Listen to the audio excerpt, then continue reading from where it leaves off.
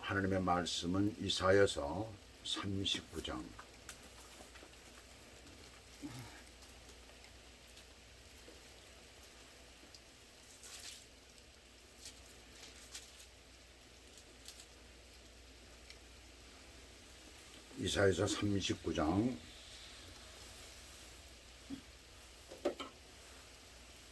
이사야서 39장 1절에서부터 8절까지 제가 봉독해 올려드리겠습니다.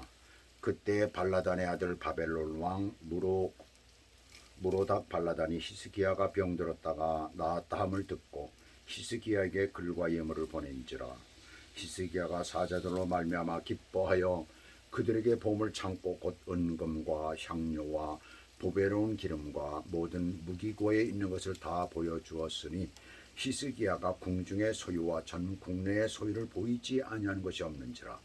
이에 선자 이사야가 히스기야 왕에게 나와 묻되 그 사람들이 무슨 말을 하였으며 어디서 왕에게 왔나이까 하니 히스기야가 이르되 그들이 원방 곧 바벨론에서 내게 왔나이다 하니라.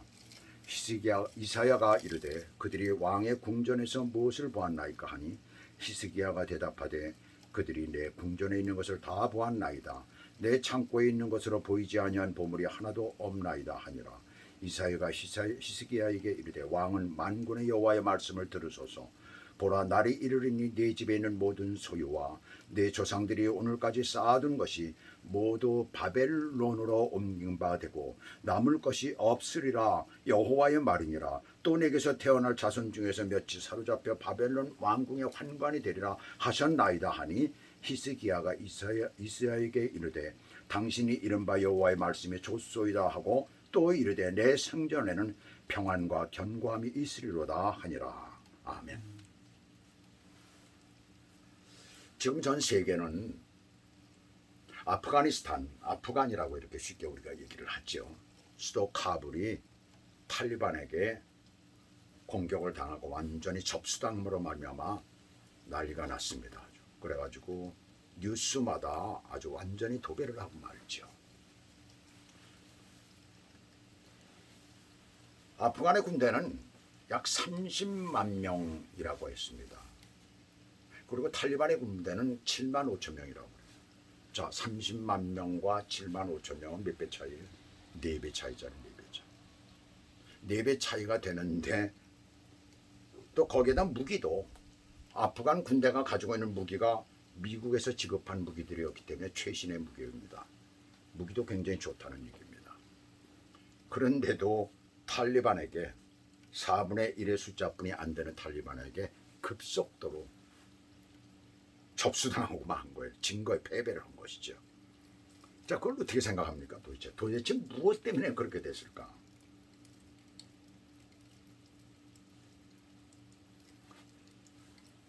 아프간 그 군대들이 훈련을 안 받았다고. 훈련을 받았어요. 미군들에 의해서. 훈련을 받았는데도 그 모양이 됐습니다. 또 뿐만 아니라 대통령이라는 사람 뭐예요?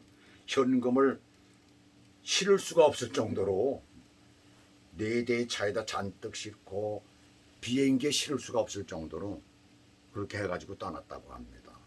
그런데 아랍에미리트로 갔다고 그래, 딴 데로 갔다고 그래, 여러 가지 말이 나왔는데 아랍에미레이트 방송에 나와서 하는 얘기가 자기는 돈을 들고 가질 않았다. 도둑질한 사람이 자기가 도둑질했다고 그러겠어요? 그 말을 안 하죠. 그럼 나중에 그건 이제 역사가 밝힐 것입니다. 그를 수행했던 사람에 의해서 언젠가는 그 얘기가 나올 수가 있는 거죠. 이 아프간과 탈리반과 이 미국의 관계는 알카에다, 폭력 조직이죠. 테러 조직이죠. 알카에다의 두목이었던 오사마 빈 라덴이 미국 뉴욕 맨하탄의 쌍둥이 빌딩을 공격함으로써 3,026명이라는 미국인들이 죽임을 당하죠. 미국 역사상 1일 최대의 사망자라고 합니다. 여지껏 전쟁을 했었던 일이 있어도 그렇게 많이 죽은 인원이 없었다는 것이에요. 그래서 미국 정부는 완전히 오사마 빈 라덴을 잡으려고 애를 썼었죠. 그때 이 탈레반이 보호를 하고 있었고 거기에 또 파키스탄이 거기에 관련이 되어 있습니다. 결국 미국이 이제 그것을 찾아내가지고 공격을 해서 사살을 해버리고 말죠. 자, 그렇게 끝났으면 미국이 그러고 나서 사살을 했으니까 목적을 달성했으니까, 그리고 탈리반들을 갖다 다 정리를 해버리고 말잖아. 다 몰아냈어요. 그 다음에 이제 자기네가 하나의 그 나라를 이루게 되면 아프간이 거기서 빠져나오면 되는데, 빠져나오지를 않고 그 나라가 보니까 70%가 땅의 70%가 마약을 재배하는 거예요. 양귀비라든가 뭐 이런 것들 있잖아요. 그래가지고 마약 생산국이에요, 완전히. 그러니까 세계 마약을 거기서 70% 이상을 공급을 한다는 얘기입니다. 그러니 세계가 어떻게 되겠어요? 그래서 이것을 이래가지고는 안 되겠구나, 이 나라를. 그래가지고 그 나라를 좀 올바른 현대 국가로 만들기 위해서, 그래가지고 현대식 건물도 세워주고 기계 설비 같은 것도 최신 걸로 해가지고 해주고, 또 무기들도 최신 무기들을 갖다 주고, 이렇게 가면서 방어를 하기 시작을 한 거예요. 지키기 시작. 그러나 탈리반은 끊임없이 공격, 게릴라 작전을 한 거죠. 계속. 그 20년 동안이나 그렇게 해왔어요. 거기에 미국에서 들어간 돈이 무려 2조 5천억 달러라고 합니다. 자, 한국 돈으로 계산을 해보니까 2,800조 원이 되는 거예요. 2,800조 원. 한국 돈으로 계산하면 2,800조 원. 이 소리 들으면 깜짝 놀랄 거예요. 얼마나 그렇게 많은 돈이에요. 엄청난 돈이죠. 2,800조 원이라는 돈을 갖다가 투자를 했는데도 그들은 변하지 않는 거예요. 왜 그럴까요? 마약을 가지고 장사를 하고 거기에 종사하게 되면 돈을 쉽게 벌잖아요. 고생하려고 그런 줄 안다는 얘기입니다. 새롭게 살려고 그러지는 않는다는 겁니다. 그리고 미국에서 그렇게 도와주니까 의뢰 그랬겠거니라고 하면서 오히려 그것을 역이용해가지고 부정부패가 사회 전반에 일어나고, 사회 지도자가 되는 사람들, 대통령으로 비롯해서 장관들이고 뭐고 오히려 돈을 더 많이 먹는 거예요. 그럼 어떻게 되겠어요? 너무나 기가 막힌 거죠. 이래가지고 이건 안 되겠구나. 밑 빠진 독에 물 붓기로구나. 그래서 최종적으로 결정하게 여기서 떠나야 되겠다. 더 이상 있다가는 안 되겠다. 자, 옛날부터 그 파키스탄 지역, 아프간 지역, 그 이란 지역은 모든 대제국이 와서 대제국의 무덤이라고 하는 곳입니다. 이기질 못하는 곳이 그냥 떠나버리고 만 곳이에요. 아주 해결이 안 되는 그런 지역입니다. 결국은 이제 미국도 철수를 하게 된 거예요. 완전히 패배한 거나 다름이 없죠. 탈리반이 이제 들어와서 저기하거나 말거나 우리가 충분히 너희들 군대를 하고 모든 걸 해줬으니까 니들 스스로 지키라 이거죠. 그리고 금년 5월부터 철수를 하기 시작했는데 거기에 우리 미국의 바이든 행정부가 아주 큰 실수를 하고 만 거예요. 민간인들을 부터 다 빼내고 나서 군대가 철수를 해야 되는데 민간인들은 제대로 빼내지도 않고, 그래가지고 민간인 남은 자가 11,000명이라고 그러는데 식구들까지 합하면 한 8만 명 정도가 된다라고 뉴스에 지금 나오고 있습니다. 그들은 그대로 있어요. 그러니까 다시 또 군대를 투입해가지고 그들을 갖다 철수를 시키려고 그러는데 바이든 하는 얘기가 그것도 결과를 봐야 안 되는 거예요. 다 하지를 못한다라고 이렇게 얘기를 하고 있잖아요. 자, 이 원인이 어디에서 나왔을까요? 정말 미국이 그렇게 20년 동안이나 도와주고 그들을 바로 온전한 길로 가게 하기 위해서, 만들기 위해서 애를 쓰고 했으면 그게 은혜잖아요. 축복이잖아요. 근데 그것을 생각하고 그것에 따라서 정말 제대로 잘 살기 위해서 애를 쓰고 그렇게 나라를 갖다 제대로 만들었더라면, 대통령을 비롯해가지고 그랬더라면, 그러면 절대로 이런 일이 없을 거예요. 근데 그들은 그렇게 하질 않았어요. 자, 이 은혜 안에 살지 못하면 어떤 문제가 계속해서 살지 못하면 어떤 문제가 생깁니까? 오늘 성경을 우리가 보면서 남쪽 유다 왕국 거기에서 일어난 이 사건을 보면서 계속 우리가 은혜 안에 살지 못하면 어떤 문제가 생기는가, 그걸 봐야 됩니다. 첫 번째 보니까 분별의 문제가 생겨요. 2절 보시면 히스기야가 사람들로 말미암아 기뻐하여, 뭘 기뻐했다는 얘기예요? 히스기야 왕이 무엇을 기뻐했다는 것이 사람들은 여기서 누구를 말하고 있는 거예요? 그것은 바벨론 왕 무로닥 발라단이 히스기야가 죽을 병에 들었다고 그런 소리를 들었는데 금세 나았다는 것이에요. 그 소식을 듣고 자신의 사자를 보냈다는 얘기입니다. 그것도 그냥 보낸 것이 아니라 병이 나은 것을 진심으로 축하합니다라는 편지와 함께 예물, 보물을 갖다가 줬어요. 그러니 그냥 히스기야 왕이 입이 쫙 찢어졌습니다.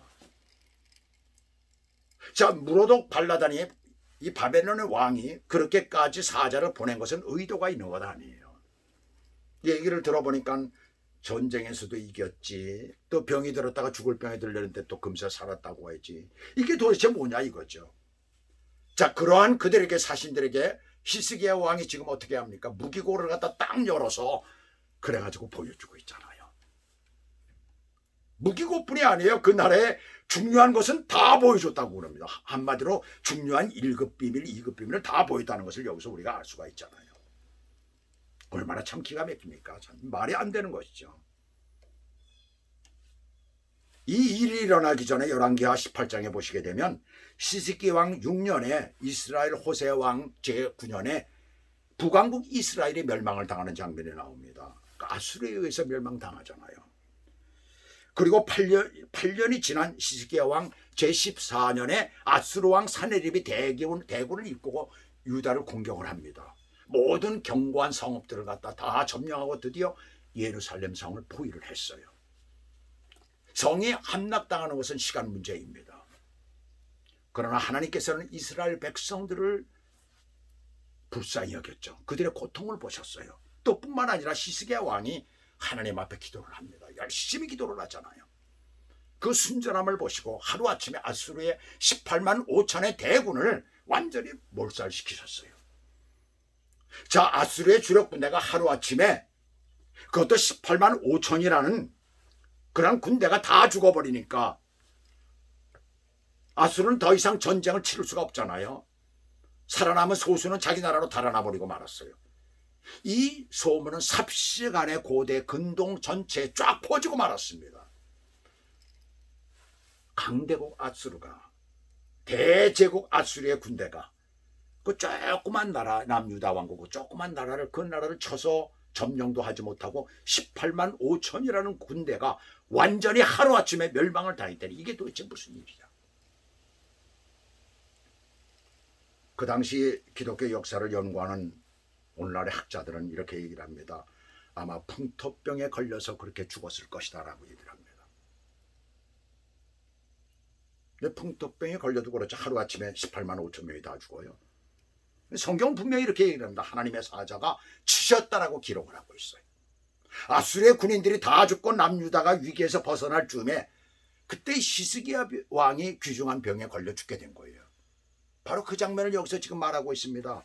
이사야서 38장 1절에 보시게 되면 그때 히스기야가 병들어 죽게 되니 아모스의 아들 선지자가 이사야에게 나아가서 그에게 이르되 여호와께서 이같이 말씀하시기를 너는 내 집에 유언하라. 내가 죽고 살지 못하리라 라고 하나님께서 말씀하셨다는 거예요. 죽을 병에 걸린 거예요, 완전히. 그러나 히스기야는 인자하신 하나님을 바라보며 통곡하고 기도를 했지요. 얼굴을 벽으로 향하고 기도를 했습니다. 하나님의 말씀이 이사야 선지자에게 임합니다. 이사야서 38장 3절에서 5절 보시게 되면 15년을 너의 생명을 더 연장시키겠다고 하나님께서 약속을 하십니다. 그리고 히스기야는 살아나게 되잖아요. 이렇게 히스기야 왕이 중병에 걸렸다가 나았다는 소식이 전 근동에 다 퍼지게 되니까 여기에 무로닥 발라단이, 바벨론의 무로닥 발라단이 특사를 보낸 거예요. 그에게 예물을 보내면서 편지를 써서 축하합니다. 아유 참 대단하십니다. 어떻게 그러한 그 아수르 군대를 다 물리쳐버리고 어떻게 참으로 그 정말 죽을 병에 걸렸는데 나올 수가 있겠는가 라고 하면서 이제 갖은 사탕발림을 다한 그런 편지를 보냈겠죠. 히스기야의 입이 찢어져 버린 거 만 거죠. 근데 바벨론을 봐야 돼요. 바벨론은 그 당시에 아수르의 보호 아래에 있는 나라였어요. 조그만 나라였습니다. 근데 역사와 전통이 있는 나라거든요. 그래서 호시탐탐 아수르라는 제국을 무너뜨리기를 원하죠. 그래서 자기가 근동의 패권을 쥐려고 했던 것입니다. 그런데 보니까 허점이 드러난 거예요. 뭐예요? 어떤 허점이 드러났습니까? 어떻게 아수르의 군대가 그 조그만 나라한테 싸움 한번 제대로 하지 못하고 멸망당하고 말았을까? 포위를 하고 있다 싸움도 한 번 안 하고 어떻게 멸망당할 수가 있었을까? 바로 그러한 나라의 그러한 왕의 특사에게 크게 감동을 받았어요. 히스기야가 받아가지고서는 어떻게 합니까? 다 보여. 1급 특급 비밀을 다 보여주고 축하문화는 온 것과 창고를 보여주는 것과는 아무 관계가 없는 것입니다. 이웃 나라는 이에 따라서는 동지도 될 수 있고 적도 될 수가 있는 거예요. 지금 한국의 정부를 한번 보세요. 어떻게 지금 하고 있는가.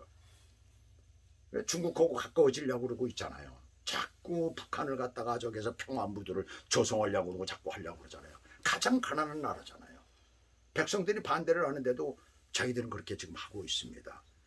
자, 이건 뭐예요? 그러면서 뭐라고 그래요? 미군들 떠나라 이거예요.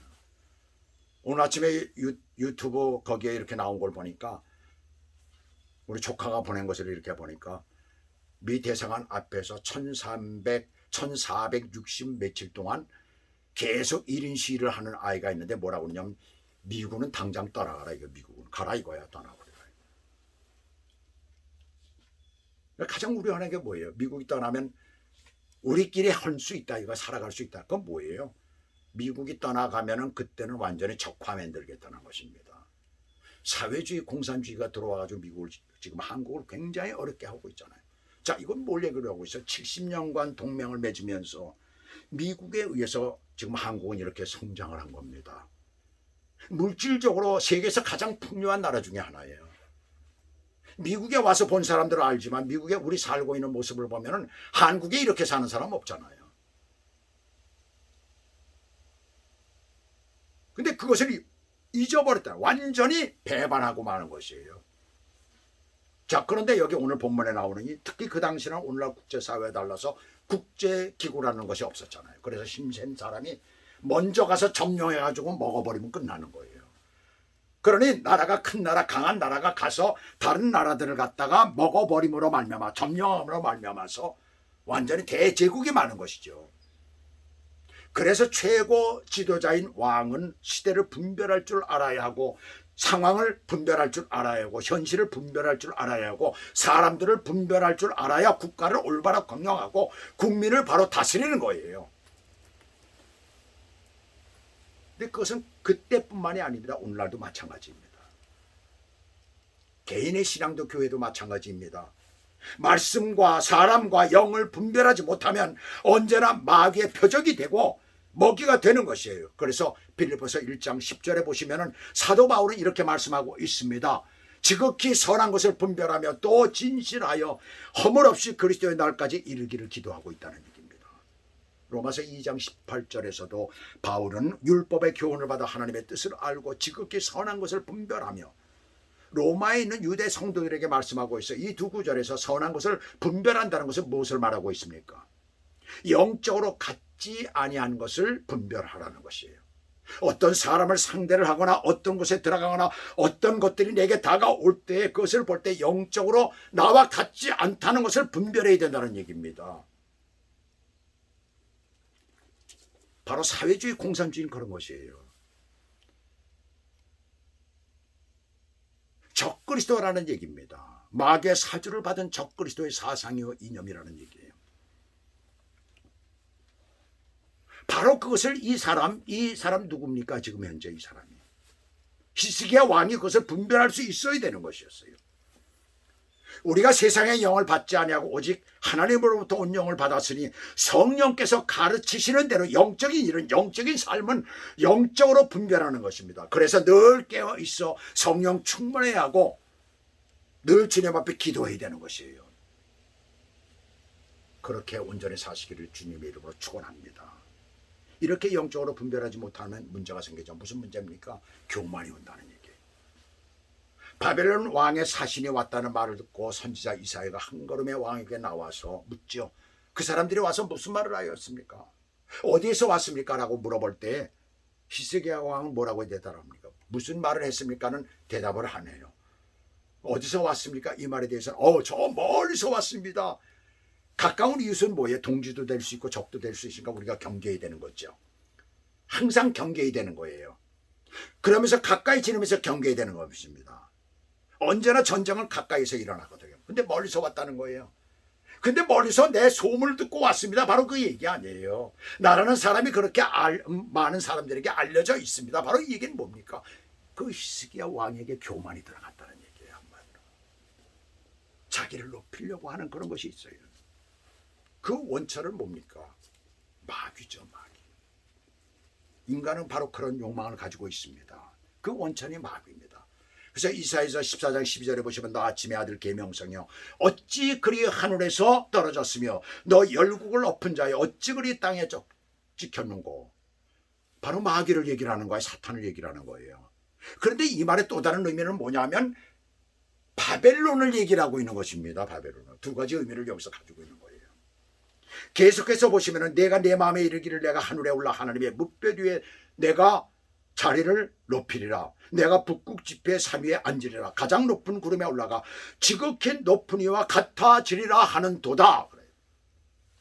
사탄이 그랬던 거예요. 그래서 하늘에서 쫓겨났던 것입니다. 그런데 바벨론이 바로 그랬다는 얘기입니다. 바벨론이. 결국 나중에 바벨론이 그렇게 된다는 얘기예요. 여기서 계명성이라는 말은 성경에서 이곳에 단 한 군데 나오는데 새벽별을 뜻하는 단어잖아요. 새벽에 빛나는 별이라는 말입니다.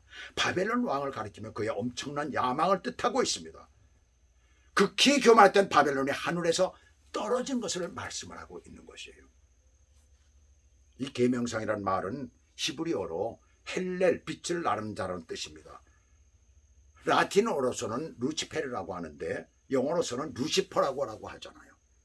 우리 성경에는 번역된 것을 보게 되면은 로만 캐톨릭이나 시랍 정교는 루시퍼라고 번역을 했습니다. 그리고 킹 제임스 버전도 우리가 사용하는 성경 중에 킹 제임스 버전도 루시퍼라고 번역을 했습니다.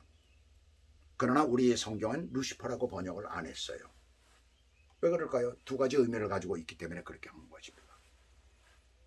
이런 하나님의 대적자인 사탄이 에덴 동산에 하와를 꼬드길 때 어떻게 했습니까? 결코 이 선악과를 먹어도 죽지 아니하리라. 하나님과 같이 되어 선악을 알게 되리라고 이야기를 하잖아요. 거기에 완전히 하와가 넘어간 것입니다. 그래서 인간의 피 속에는 언제나 죄의 후손들이기 때문에 언제나 조금만 틈을 보이게 되면 교만해진다는 얘기입니다. 축복을 받은 후에 은혜를 받은 후에 분별의 능력이 떨어지게 되면 반드시 교만하게 돼서 어디로 가요? 패망으로 가게 된다는 것을 우리들에게 말씀해 주고 있는 거예요. 나폴레옹이 패망하게 된 워터루 전투에 관해서 나폴레옹 시대의 위대한 시녀 소설가인 빅톨 위고, 우리가 너무나 잘 알죠. 레미제라블을 쓴 대표적인 프랑스의 작가입니다. 그 사람이 이렇게 기록을 하고 있어요. 격전이 있던 날 아침 짝달막한 키의 전제군주 나폴레옹은 싸움이 벌어질 벌판을 바라보며 그의 사령관에게 그날의 작전을 설명하고 있었다. 우리는 여기 보병을 배치하고 저쪽에는 기병을, 그리고 이쪽에는 포병을 배치할 것이요, 날이 저물 때에는 영국은 프랑스에게 굴복돼 있을 것이며 웰링턴 장군은 나폴레옹의 포로가 될 것이요. 이 말을 듣던 사령관 네이 장군이 조심스럽게 말했습니다. 카카, 계획은 사람이 세우지만 성패는 하늘에 달려 있습니다. 그것을 조심해야 됩니다. 라고 얘기를 했어요. 이 말을 들은 나폴레옹은 짝달막한 키를 갖다 쭉 늘리듯이 쭉 어깨를 이러면서 그의 몸을 쭉 펴서 키를 늘리며 자신만만하게 말을 합니다. 장군은 나폴레옹이 친히 계획을 세웠다는 것과 나폴레옹의 승패를 주장한다는 사실을 곧 알게 될 것이요 라고 말합니다. 그때 빅톨 휴고는 이렇게 기록을 하고 있어요.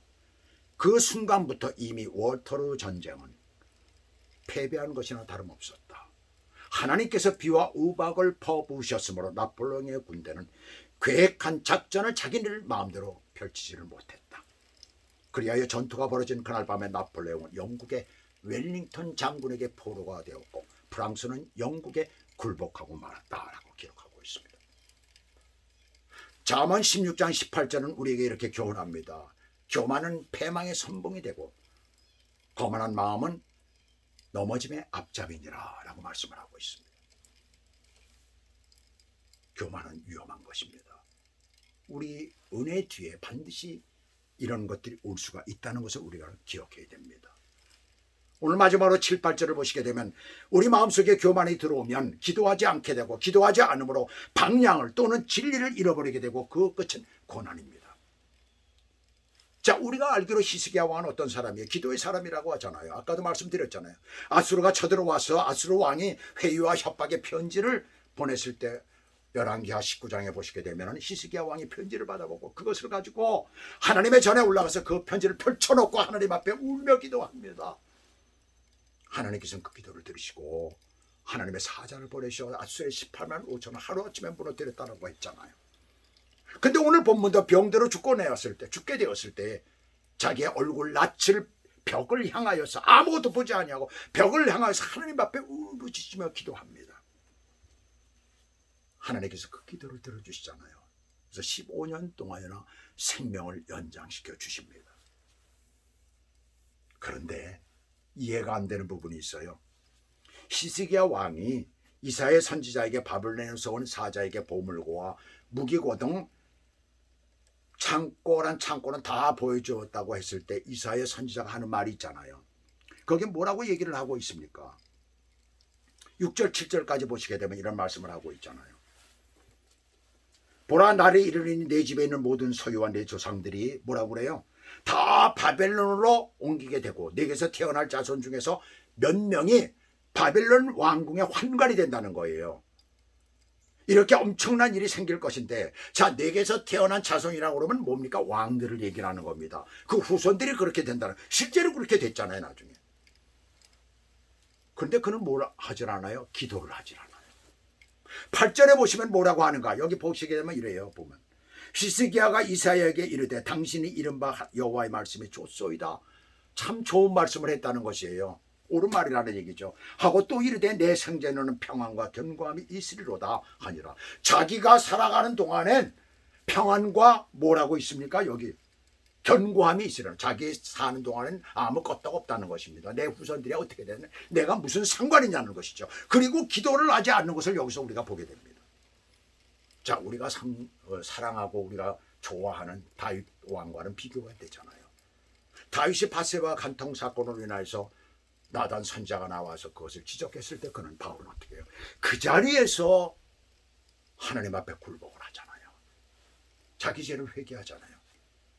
그럴 때 나단 선자가 뭐라고 그래? 네가 회개했을지라도 너에게 엄청난 시련에 닥친다. 네가 낳은 그 자식이 죽을 것이며 또한 너의 처들이 다른 사람과 동침을 할 것이며 너의 자손들끼리 피가 터지도록 싸울 것이다 라고 하잖아요. 근데 그것대로 말씀이 이루어지고 있습니다. 그런데 그런 과정에서 다윗은 조금 더 흔들리지 않고 하나님이 원하시는 그 길을 두벅두벅 계속 걸어가는 모습을 우리는 성경 가운데서 보게 됩니다. 히스기야 왕과는 너무나 대조적이잖아요. 히스기야 왕은 자기의 평안함에 자기의 안일함에 주저앉고 만 것이에요. 이사야 선지자가 전한 하나님의 말씀 예언에 대한 기도도 없고 방향도 없고 대책도 없고 자기 자손들은 어떻게 되든 말든 상관하지 아니하는 모습을 우리는 여기서 보게 되는 것이잖아요. 뭡니까? 바로 은혜를 받았는데 축복을 받았는데 미혹에 유혹에 그리고 사탄의 도전에 넘어가고 만 것이에요. 은혜 뒤에 오는 것은 우리를 은혜 속에 살지 못하게 하는 것. 누가 이렇게 만듭니까? 바로 마귀의 세력이죠.